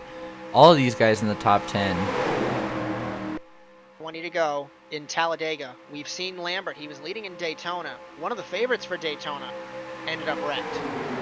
We saw Dylan Smith. Granted, it was Darlington, but I remember he went on the fence in Darlington. everybody crashed with Hamilton, let's be honest there. But a lot of these guys have had rotten luck. And for the 4 wild cards, this is their key to winning a championship. I'm not going to lie to you. I'm going to say it's going to be difficult to battle Frisch, but it'll give you a chance at least to take the fight to the 58. And Treywick, one of the guys that we haven't talked too much about, he's attempted a couple races this season, but having a lot of game issues and stuff like that, he's not been able to finish well. So he's looking to get a win here. As top 3 are breaking away, it's Lambert, Smith, Yonescu. McClintock is on the outside, but he's only ahead of Kyle Riley. So the 5 cars on the outside don't have the momentum over the inside. Sherman dips behind Brett Lawrence in the 64. And this, we're counting down to the end. This is getting good. This is my favorite thing about plate tracks. The intensity ramps up and builds and builds and builds. And then it reaches that boiling point where everyone either wads it up, we have a 5-wide finish at the checkered flag. Kyle Riley on the outside of Brett Lawrence. He's by himself for a moment. McClintock, Mikus, and Nick Baker, the Charlotte, closing up. Mikus now peeks to the outside, higher up of McClintock. It's 3 wide for them. Riley dips behind Sherman. McClintock dips behind Taylor, and just like that, we're double file again. That was real smooth how those guys did that. And Mikus files in behind Taylor. Baker side by side with the 20 of McClintock. I don't think he's going to be able to get in front of McClintock. I don't think he's going to be able to get behind him. I think he's going to have to settle for behind Treywick in the 56. And guys, could we be seeing things settle down for maybe another round of green flag pit stops? They were saying that the pit stop strategy was about 45 laps, but I think what they did was they adjusted the fuel modifier to drain more fuel in the car. So I don't entirely know, but we figured this 3rd stage is 50 laps. We had pit stops after 25, so maybe, potentially, let me tell you, that would be interesting. Because we saw what happened when Yonescu was leading. It turned Dylan Smith to lead, and then Yonescu's, what, 13th? So this could really shake some stuff up. It looks like these guys might be getting lined up and getting ready for those green flag pit stops.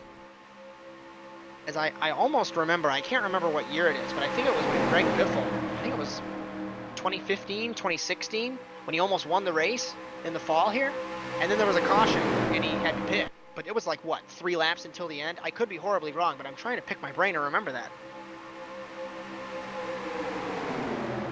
Yeah, and so we're going to really have to... This is the money stop right here, then. If these guys come down, and when they come down, these guys are going to have to nail it getting on and off pit road. No penalties this time. These guys going to wait it out, make sure that they can get every inch that they can on track, and then make that pit stop as late as possible so they can make it to the end.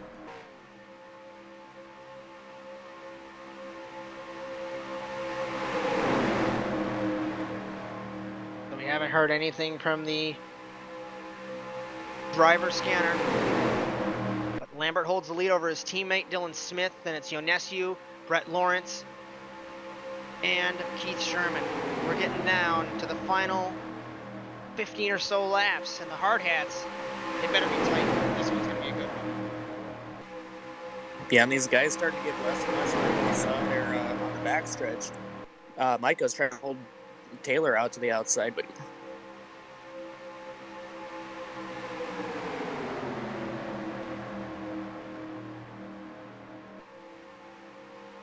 Looks like they're coming up on the slower car of the 71 of Chris Wetz. Lost the draft. Wetz has been out of the draft all night, but I think what he was expecting is everyone to wad it up and crash. So Poulin's off the lead lap, Fallon's off the lead lap, and Wetz will now be off the lead lap. So they are going to be fighting each other. Like I said, I can't entirely remember because it's been a couple weeks if Solstice has lucky dogs, but if they do, they're all going to be fighting each other. So now you have to expect these 3 guys to fight for this lucky dog if they wreck. But now green flag pit stops, just like you mentioned, Dylan. Let's see who gets down on pit lane cleanly. Oh, Load and it up. the The Alabama teammates came together. It was the LMT boys. It was Lambert and Lawrence who came together. And Lawrence, the one-off driver for LMT, takes out his friend and teammate. I don't think that's going to be too good. And the caution's out, guys. This is huge. The caution is out on the first round of green flag pit stops. And this will benefit the guys who came down early, who came down that time. And just the way that 64 shot straight into Lambert, I think he locked it up too hard getting on pit road and blew a tire. Oh, there's no doubt. That left front was cooked.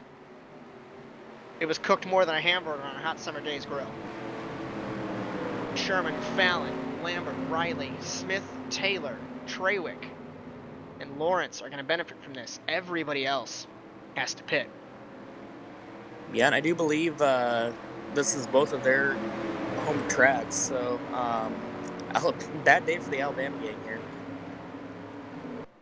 As Kyle Riley was dirt tracking it off a pit lane, he was sliding it,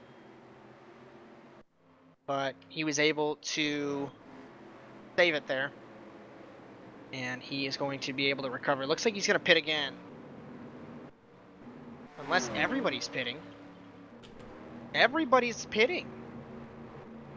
Yeah, and these guys are probably just trying to squeeze every ounce that they can back into the fuel tank, get as fresh of tires as they can so they can hold on till the finish.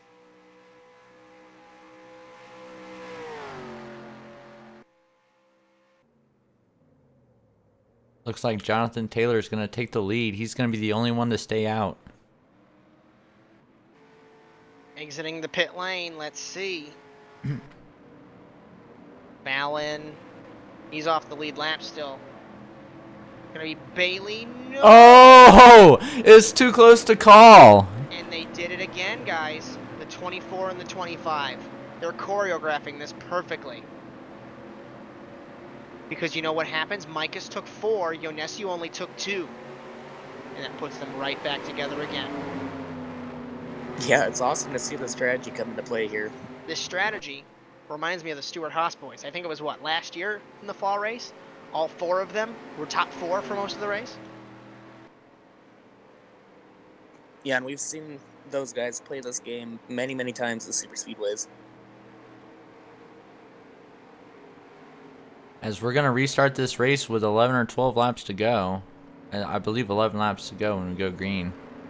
I have to see if they double them up this time. Wait for the field. I mean, Taylor's going 72.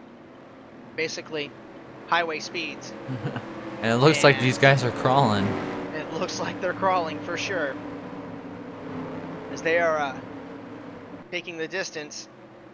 They're literally driving 1 lap here is the distance between 2 exits of where I'm at in Northwest Indiana. And they're driving the same exact speed. But then they drive 2.66 miles in 49 seconds. Really wish I could do 200 miles an hour on the interstate, but Indiana State Police wouldn't exactly like that. It's like Poulin's going back down pit road.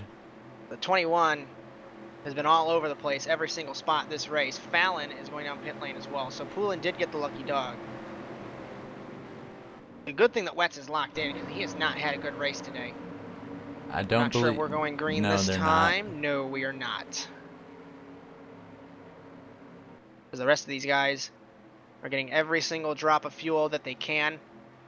Because while there is no overtime, as remember, Solstice Racing did experiment with some overtime rules early in the season.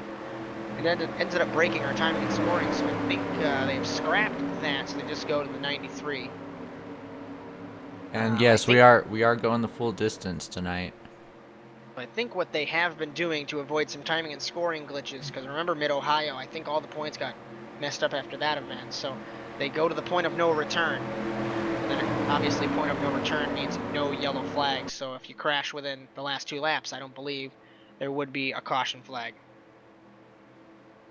Yeah, and Josh, I do have an interesting question here.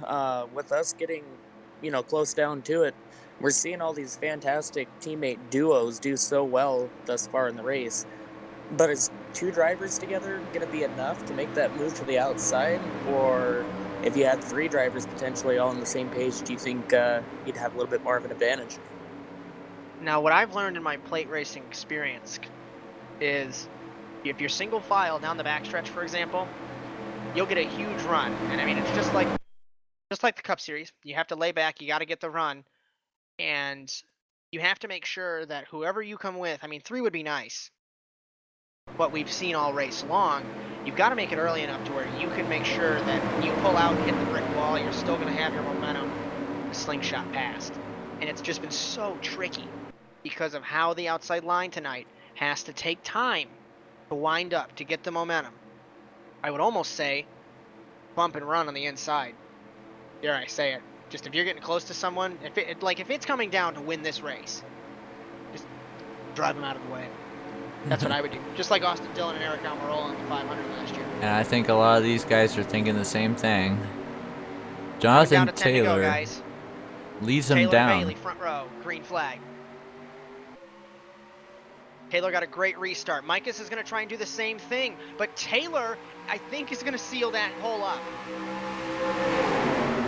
And our helicopter crew for HVMP have been doing great all night long, keeping an eye on the field as we follow the field.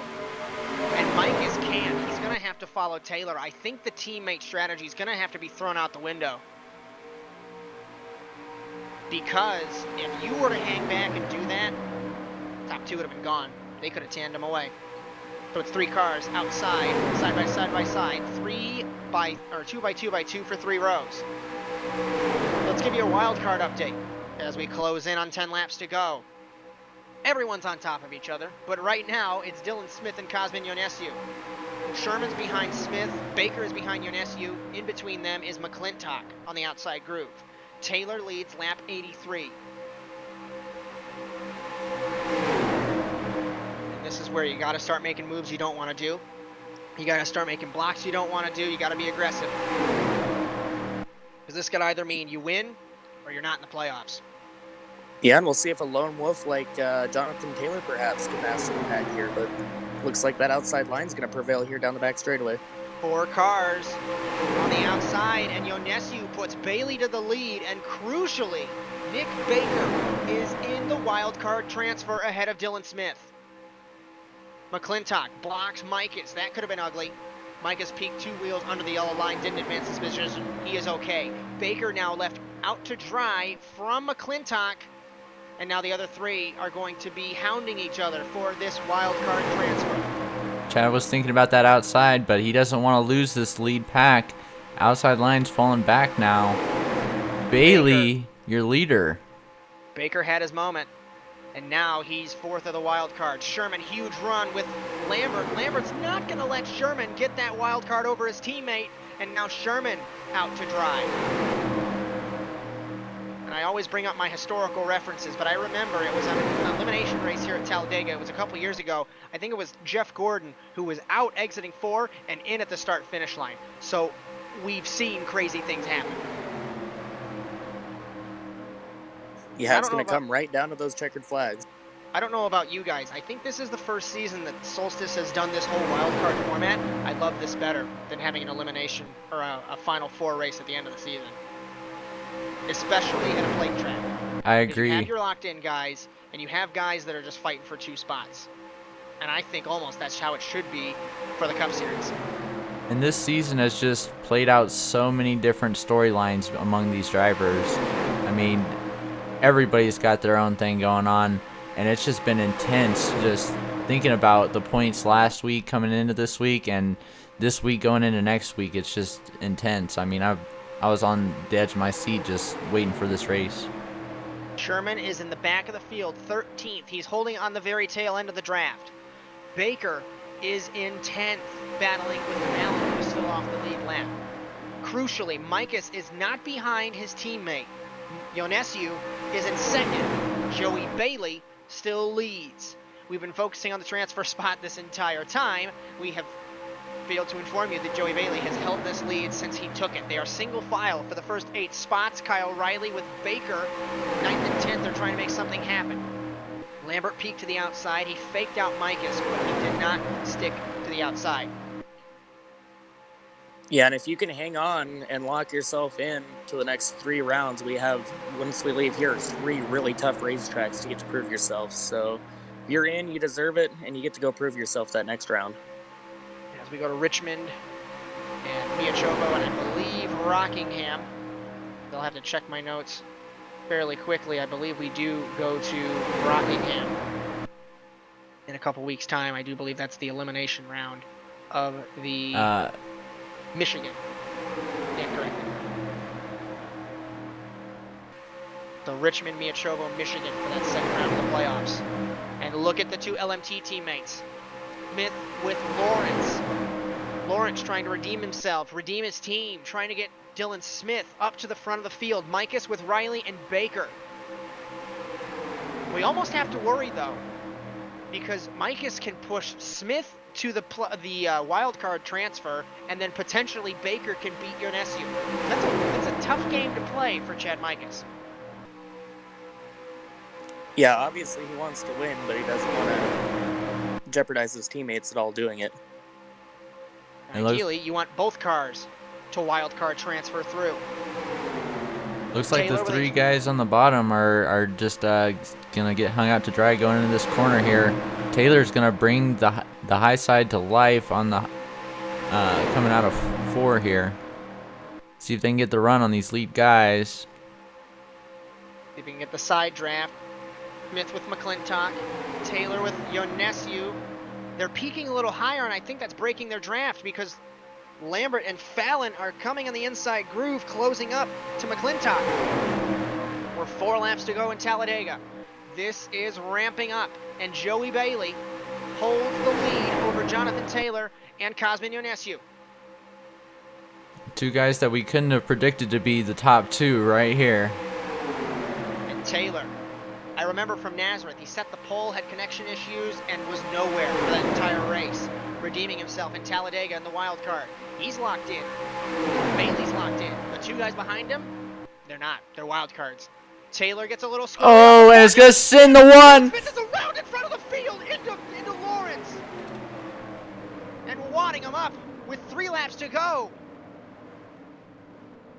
And it's gonna bring out a caution. That's a yellow flag, guys, and I think we might get a 1-lap shootout, and this is huge because Dylan Smith, I think, has just seen his playoff hopes evaporate. Yes, it's going to be really tough to make any advances up through the field now here. Definitely just heartbreaking.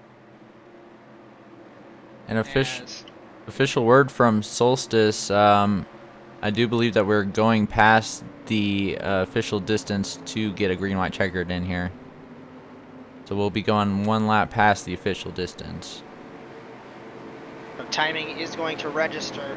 Whoever technically wins on lap 93 will shut off the ticker after that and take us to the finish. So this is, it's heartbreaking for car number 1 because Jonathan Taylor, they were coming. He bumped him wrong, and then it was a bumper grab when Taylor came back up the track, and it was into Dylan Smith, and I thought he could have saved it. I thought he hit the right side. There was no lifting at all for car number 1. And do you pit here? Will we see some strategy? So 40. Ionescu and Baker. So the Big Evil Dodges are in the transfers. Sherman and Smith are not. So what I think we'll do is we're going to get them going back green. We're going to get the white flag. We're going to get the white flag from the flagger. That's going to be the green flag for them. We're going to come around. Flagger's going to wave the checkered, but we're going to keep going 1 more lap.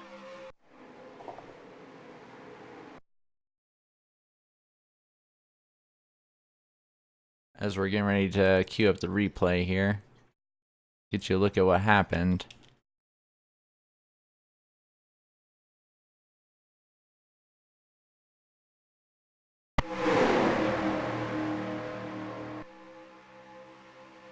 Yeah, it just looks like Taylor got a little bit squirrely and bumper grabbed the 1 and just sent the whole field around. Micos was involved in that. That's just heartbreak central for Dylan Smith. He's got to get that transfer spot back in 3 laps. Or in 2 laps, my apologies. So race control has confirmed that, just like I mentioned to you guys. The flagger will throw the white flag. That's going to be the green. Flagger's going to throw the checkered. We will go one more lap past that to decide this race in Talladega. I wouldn't say it's over for Dylan Smith, but it's certainly going to be very difficult for him and Sherman. But we saw it at Darlington. Everyone could crash in turn 2. And you can be in last and somehow win the race. One car off the lead lap, it's Chris Wetz in the 71. He has had an off night all night long. We're going to have 14 cars battling for 2 laps. About 5 miles, 5.4 left to go in Talladega. Bailey and Yonesio in the front row. Then it's Taylor, McClintock, Baker. 2 transfers for wild cards. It's Yonesio with Baker. Green-white checkered in Talladega.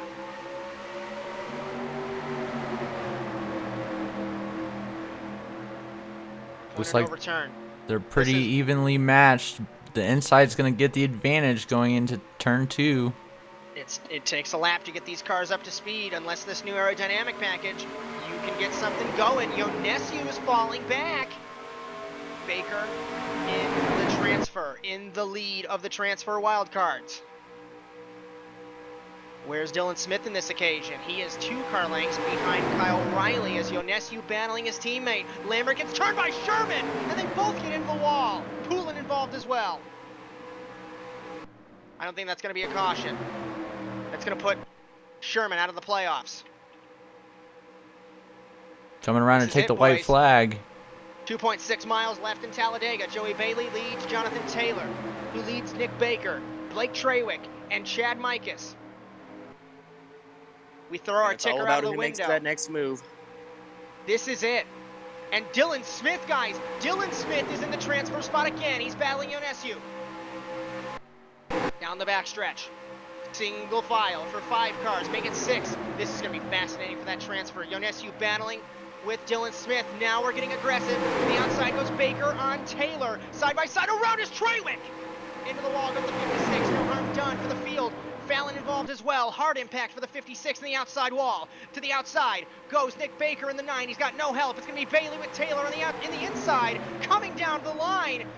And it's going to be Bailey winning. Taylor second, Riley third, as Yonesio and Baker transfer through to the second round of the playoffs for the Proline Cup Series. And that was close. What did I tell you about a car transferring one moment and not transferring the next? Because Smith was in. McClintock, interestingly, did not help his Toyota teammate and put Dylan Smith out. Yeah, it's always right down to inches at that final moment when we cross the start-finish line. As I double-checked the replay monitor, all Dylan Smith could do was watch him follow, get so close to the big evil Dodges. Yeah, and he had kind of a one last second move there, but wasn't enough to seal the deal.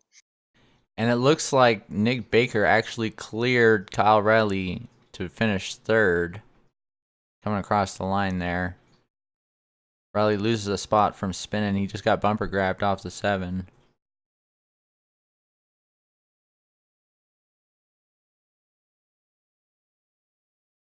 But Joey Bailey. I was a little worried. You were having a little bad luck there, my friend, but you brought it home at Talladega. How do you feel? Yeah, no, the way the season has gone, it's been up and down a lot. But yeah, and I wouldn't ever expect me to win a SuperSpeedway race, but this is awesome. How did the field react? I have to ask first of all, because your rival in the points, Michael Frisch. How'd the field react to him blowing up early? I mean, I was pretty stunned. Before he blew up, we were all complaining that the oil temperature and the water temperature were really high, and we weren't sure if that was going to be the case, or if the leader blew up. God knows what's going to happen with us. But I think it was just bad luck on his part because everyone else was fine. Was it difficult to manage like getting past all the teammates? How's the outside? Because we've noticed when the outside has double the cars, it took them a while to get riled up and pass them. Outside was tough. I think if we were able to be a lot more aggressive and push a lot harder, the outside could have worked. But it's just you can only bump so much and get away with so much of bumping on the straightaways and in the corners that we really just couldn't get it lined up. Dylan, Brandon, anything for our winner? Yeah, Joey. So man, coming down to that last restart, how confident were you that you were gonna be in that same spot coming to the finish? I was either gonna win it or wreck it. That's really all I was gonna do. So yeah, we saw Cosman didn't get the best restart. You had every line on the track. How did it feel coming out of turn 4 with Jonathan Taylor right there on your quarter panel? Well, I knew it wasn't over, and I saw he had a really big run, so I knew he was going to try to juke me out. But if I was able to just not react immediately when he did and just protect the bottom and make sure he couldn't really make a move, I knew I was going to be all right. Man, you showed off. Dylan, you got anything else for us? Yeah, being able to seal it first round of the playoffs back in victory lane for the first time in a while. A, how does it feel? And B, are we going to look back at this and say that this was a point of rejuvenization? I hope I said that right. I mean, how does this revive your season here? Getting this win. Oh yeah, definitely. Like last week was really frustrating. We were really competitive, and I just made a really bad mistake, and for no reason either. I wasn't really trying to push it. I just overcorrected, and that was just frustrating to end that early. And Charlotte was like lap 10, where I just made a silly mistake there. So there's just been a lot of issues that I kind of had just losing it and maybe not having the best car control, but we were able to come back and start the playoff strong, and hopefully we'll continue this momentum. As good win, my friend, and hopefully we can carry this momentum into Richmond. All right, thank you. As before we begin our sign off here, I do want to take a look, if we can pull that up, the incident between the 56 of Treywick and it looked like the 25 of Micus. It involved Keith Sherman as well. This was coming to the white flag, entering turn 3. I looked at my monitor. I'm not sure if you guys have seen anything different, but I looked at my monitor. It looks like Micus washed up turn 3, made contact with the 56, and it looks like he lost it in the grass and just killed the outside wall in that Dodge Challenger. Yeah, and I haven't actually gotten a chance to look at the replay here. As soon as we pull it up on our monitor here that I have, I'll be able to let you know. But yeah, that's about what I saw coming into turn 3. There was 25 wash up a little bit, and as soon as it did that, it kind of just, I mean, it really just killed that outside line, and it was just an accordion effect from there, where guys couldn't get out of the way fast enough. There was another one where the 46, remember it was Lambert and Sherman. This was in turn 3 as well. This was the lap before all that incident happened. This was coming to the white flag, I believe. And it looked like, according to this one, Sherman hit Lambert, who then hit the quarter panel of the 25 of Micus, and that's what turned Sherman around and ended his playoff hopes early on in or actually rather early on in the playoffs at the end of the first round. Well, and we've seen guys, myself, not want to give up going into turn 3 there. I mean, you know, when you're getting that close down to the finish, you know, it's just got to go as flat out as you can. Oh, yeah, and then looking here, the 25 definitely washing up into the 56 there. Oh, hard hit for the 56 in the outside wall. And, straight on. I'm going to bring in a couple of gentlemen who have mixed emotions about today's race. As Nick Baker, Charlotte winner.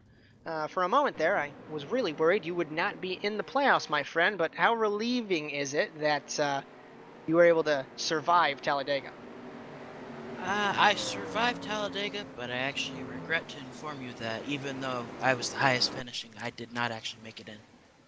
Really? It was based off of points from tonight, and the 24 and the 1 had stage points, and I had nothing.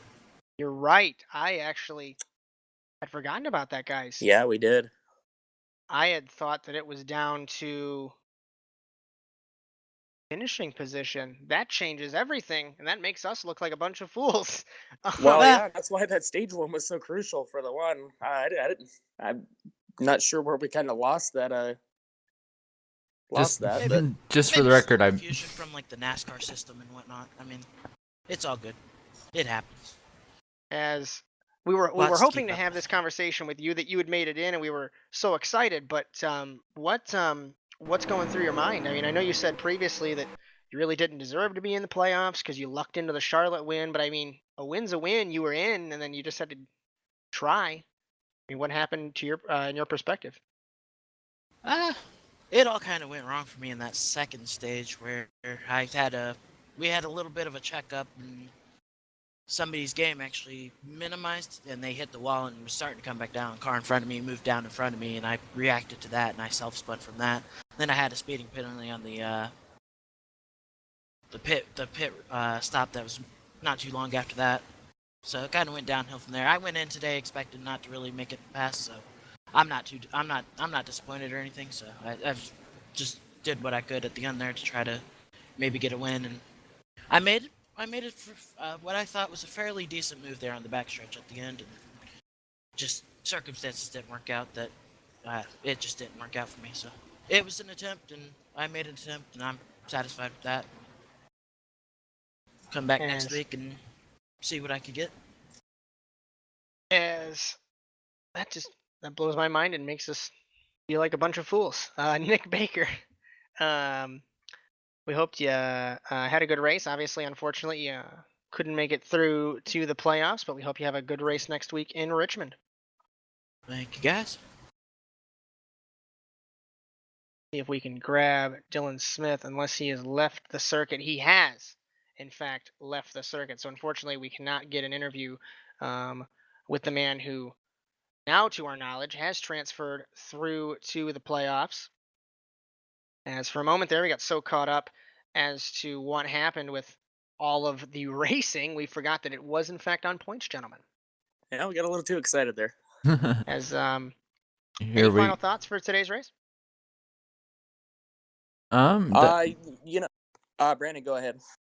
That was some pretty intense racing, and just for the record, I did mention that it was points, but I thought with his finishing position he was still in, but it was a really good race. I mean, we saw just a lot of people make it through back to front, as you can expect at Talladega, and it was good to see a lot of new people come and run here at Talladega. This was a pretty good race. And Dylan? Yeah, I just wanted to thank you guys for all the hard work that you guys have put in doing this with me being kind of in a remote location here. So hats off to you guys, and we brought the fans a truly amazing race. It was awesome to see, the stage racing come into play, be part of the strategy, and those green flag pit stops were really intense. So a lot of great things to take away from today's race. As hopefully you'll forgive us for our little error there. Talladega, of course, plate tracks definitely get the best of us, and we certainly get excited and enjoy the racing. That certainly was intense. We hope you guys enjoyed it. We certainly did. We miscalled who transferred into the playoffs.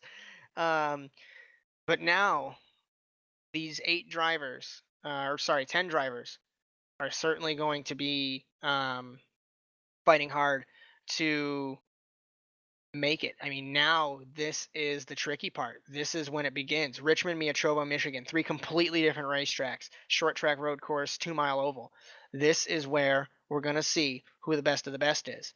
As before we sign off, I just want to let you know of our playoff field going into Richmond in 1 week time. We're going to have Michael Frisch, Joey Bailey, who wins today in Talladega, Dylan Poteet, Jake Poulin, Jonathan Taylor, Chad Mikas, Chris Wetz, Brandon Lambert, Cosmin Ionescu, and Dylan Smith. As predictions for the, I would say, the actual playoffs, real quick before we sign off, I have to think Frisch, guys. I mean, that one's obviously going to be the given one, but who are we going to see rise up and take the fight? Could we see Bailey go on a streak? Dylan Poteet, could we see him get hot again? It's really going to be interesting to see. You're just going to have to tune in and find out, I guess. As obviously we don't race on the weekends, we have to wish a happy Mother's Day to all the mothers out there. We do race Thursday nights. Mother Day is Sunday. Spend some time with her. Unfortunately, if you may not have her in your life, still spend some time with people that are close to you. Love your family, all that fun stuff like that. So we hope you enjoyed today's coverage here at the Talladega Superspeedway in Alabama, and we hope to see you next week in Richmond, Virginia, as we kick these playoffs properly off with a bang. But from all of us here at HBMP, from Dylan Livingood, Brandon Nicholson, I'm Josh Mertz. Congratulations to not only Joey Bailey, but to Dylan Smith and Cosmin Ionescu for surviving Talladega. And we'll see you in Richmond. So long, everyone.